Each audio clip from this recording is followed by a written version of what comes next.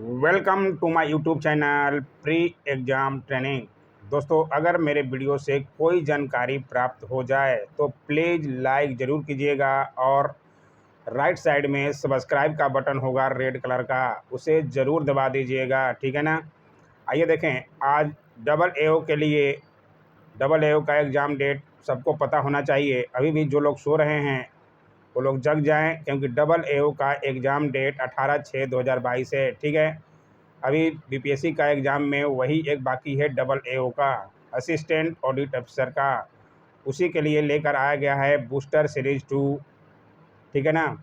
तो ज़रूर देखिए, इसमें आज पॉलिटी के बहुत अच्छे अच्छे सवाल कराए जाएंगे जो एग्ज़ाम में पूछे जाते हैं जिस तरह के। ठीक है ना। तो देखिए और समझिए ताकि आपकी तैयारी जो है अच्छी हो जाए। ठीक है ना। आइए देखें, अच्छा लग जाए तो लाइक तो बनता ही है दोस्तों, और जो लोग अभी भी नए हैं सब्सक्राइब कर सकते हैं अगर उनके मुताबिक मेरा चैनल हो। ठीक है।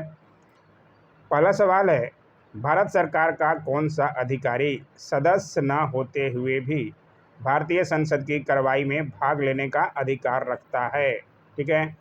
प्रश्न बहुत ही अच्छा है। कौन सा अधिकारी है जो कि सदस्य नहीं होते हैं लोकसभा और राज्यसभा के, लेकिन फिर भी भारतीय संसद के कार्रवाई में भाग लेने का अधिकार रखते हैं? तो उपराष्ट्रपति तो जानते ही हैं सब लोग, राज्यसभा के अध्यक्ष होते हैं। इसमें से अटॉर्नी जनरल। ठीक है, ध्यान से नोट कर लीजिएगा अगर अभी भी नहीं जानते हैं, और याद रखिएगा अगर सवाल बन जाए तो आप ज़रूर से ज़रूर कीजिएगा दोस्तों। ठीक है ना। ये देखिए पूरा डिटेल भी लिखा गया है। आप अटॉर्नी जनरल जो है दोनों सदनों की संयुक्त बैठक में बिना मताधिकार के भाग लेने का अधिकार रखते हैं। ठीक है। आइए देखें अगला सवाल। भारतीय संविधान के भाग 4 में दिए गए निर्देशित सिद्धांतों में निम्न में से कौन सा सूचीबद्ध है? इसी में से भाग 4 में कौन कौन सा सूचीबद्ध है? तो भाग 4 में समान कार्य के लिए समान वेतन, ये है। समान नागरिकता संहिता, ये भी है, यानी कि 1 और 2 है, बाकी तीसरा और चौथा नहीं है भाग 4 में। ठीक है। तो इसके अनुसार आपका आंसर हो जाएगा 1 और 2, जिसमें भी है आप लगा दीजिए, ये बी में है। ठीक है। बाकी डिटेल यहाँ पे आराम से दिया गया है। संविधान के भाग 4 में दिए गए निर्देशित सिद्धांतों में अनुच्छेद 39 के अनुसार पुरुषों एवं स्त्रियों को समान कार्य के लिए समान वेतन का अधिकार दिया गया है। बहुत बार सवाल इस पर बनता है, इसलिए अनुच्छेद ज़रूर से ज़रूर ध्यान रखिएगा दोस्तों। इसी तरह से अनुच्छेद 44 पर भी बहुत सवाल बनता है, के तहत भारत के संपूर्ण राज्य क्षेत्र में नागरिकों के लिए एक समान नागरिक संहिता की व्यवस्था की गई है। और अच्छा लग रहा है तो लाल कलर का अभी भी सब्सक्राइब बटन नहीं दबा हैं तो ज़रूर दबा दीजिएगा दोस्तों। ठीक है। आइए देखें अगला सवाल। लेखानुदान बना है, किस लिए लेखानुदान बना है? लेखानुदान बना है बजट पारित लंबित होने के कारण निधि आवंटन हेतु। ठीक है। तो इसे भी ध्यान से नोट कर लीजिएगा, और बाकी डिटेल के लिए सब क्वेश्चनों का पूरा डिटेल में लिखा गया है, किस अनुच्छेद के तहत है क्या है, तो इसे ज़रूर से ज़रूर आप लोग नोट करते हुए चलिएगा। ठीक है। भारतीय संविधान दिवस मनाया जाता है, बहुत अच्छा सवाल है। भारत का संविधान 2 वर्ष 11 माह और 18 दिन में बनकर तैयार हुआ था, और लास्ट दिन 26 नवंबर 1949 को अंगीकार किया गया था, यानी कि प्रस्तुत किया गया था, उस दिन बनकर तैयार हुआ था। ठीक है। लेकिन लागू कब हुआ था? 26 जनवरी 1950 को, क्योंकि 26 जनवरी का डेट जो है बहुत पहले से ही 1929 के लाहौर अधिवेशन में ही 26 जनवरी का डेट दे दिया गया था। ठीक है।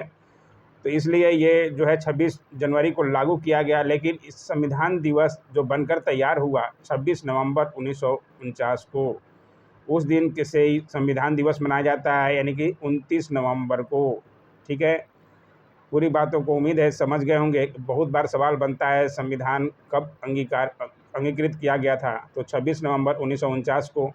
ठीक है, क्योंकि उस दिन बनकर तैयार हुआ था। और लागू किस दिन किया गया था पूर्ण रूप से, अगर ये सवाल पूछे तो 26 जनवरी 1950 बनता है आपका आंसर। ठीक है। 26 जनवरी को ये पूरा डिटेल लिखा गया है, आप उम्मीद है यहाँ तक समझ रहे होंगे। एक एमपी की सीट को रिक्त घोषित किया जा सकता है यदि वह सदन से लगातार कितने दिन की अवधि के लिए अनुपस्थित रहता है? बहुत बार सवाल ये देखने को मिला होगा। और एक एमपी यानी कि मेंबर ऑफ पार्लियामेंट की सीट को रिक्त घोषित किया जा सकता है यदि वह सदन से लगातार 60 दिन की अवधि तक अनुपस्थित रहते हैं, बिना कोई नोटिस के, बिना कोई सूचना के। 60 दिन मतलब 2 माह के लिए, ठीक है। तो आपका आंसर जो है 2 माह जाएगा, ठीक है। ध्यान से समझ लीजिएगा और बाकी पूरी बातों के लिए आप स्पष्ट से यहाँ से नोट कर सकते हैं। उच्चतम न्यायालय की व्यवस्था अनुसार निजी भवनों के ऊपर राष्ट्रीय झंडे को फहराना किसके तहत हर नागरिक का मौलिक अधिकार है? उच्चतम न्यायालय की व्यवस्था अनुसार निजी भवनों के ऊपर राष्ट्रीय झंडे को फहराना संविधान का अनुच्छेद 19(1)(a) के तहत, ठीक है। तो इसका आंसर आपका बी हो जाएगा।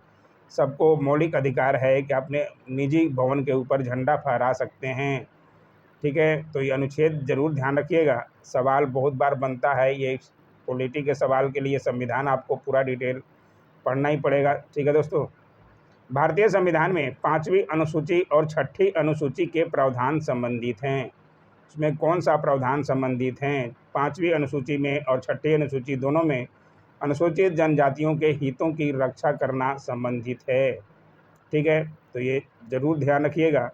और यहाँ पूरा डिटेल 5वीं अनुसूची असम, मेघालय, त्रिपुरा और मिजोरम के अलावा अन्य राज्यों में अनुसूचित क्षेत्रों एवं अनुसूचित जनजातियों के प्रशासन एवं नियंत्रण के लिए प्रावधान करती है। और अनुसूचित जाति और जनजाति पर सवाल बार बार आपको देखने को मिलेगा ही, ठीक है। तो इसे जरूर से जरूर ध्यान रखिएगा। और 6ठी अनुसूची में भी असम, मेघालय, त्रिपुरा और मिजोरम में जनजातीय क्षेत्रों के प्रशासन से संबंधित है, ठीक है। तो इसे भी ध्यान रखिएगा। उन मौलिक अधिकारों का चयन करें जो भारतीय नागरिकों को प्राप्त है परंतु गैर नागरिकों को नहीं। भारतीय नागरिकों को क्या क्या प्राप्त है? इसमें से भाषण एवं अभिव्यक्ति की स्वतंत्रता प्राप्त है और अल्पसंख्यकों के अधिकार भी प्राप्त हैं जो कि गैर नागरिकों को नहीं हैं। इसके अनुसार आपका आंसर 1 और 3 हो जाएगा, बाकी 2 और 4 ये नहीं है, ठीक है। तो आंसर आपका 1 और 3 हो जाएगा, ठीक है। तो ये यहाँ से आप डिटेल भी लिख सकते हैं, कुछ संविधान के तहत आता है, किस अनुच्छेद के तहत, पूरा डिटेल लिखा गया, ठीक है। भारत में ब्लॉक स्तर पर बनी पंचायत समिति केवल है। ब्लॉक स्तर पर बनी पंचायत समिति केवल क्या है? केवल समन्वय एवं पर्यवेक्षी प्राधिकारी, ठीक है। तो ये है और ध्यान रखिएगा पूरी बातों के लिए यहाँ से समझ लीजिए। पंचायत समिति ब्लॉक स्तर पर शासन की स्थानीय इकाई मानी जाती है। इसे प्रशासनिक ब्लॉक भी कहा जाता है जो कि ग्राम पंचायत और जिला परिषद के मध्य की कड़ी होती है। यह समन्वय एवं पर्यवेक्षी प्राधिकारी के रूप में कार्य करती है। उम्मीद है अब सबको समझ आ रहा होगा, तो लाइक बटन जरूर दबाइएगा दोस्तों। भारतीय संविधान की प्रस्तावना में समाजवादी शब्द किस संशोधन के तहत जोड़ा गया था? बहुत बार ही सवाल ये बनता है, समाजवादी शब्द किस संविधान संशोधन के द्वारा? 42वें संविधान संशोधन, ठीक है।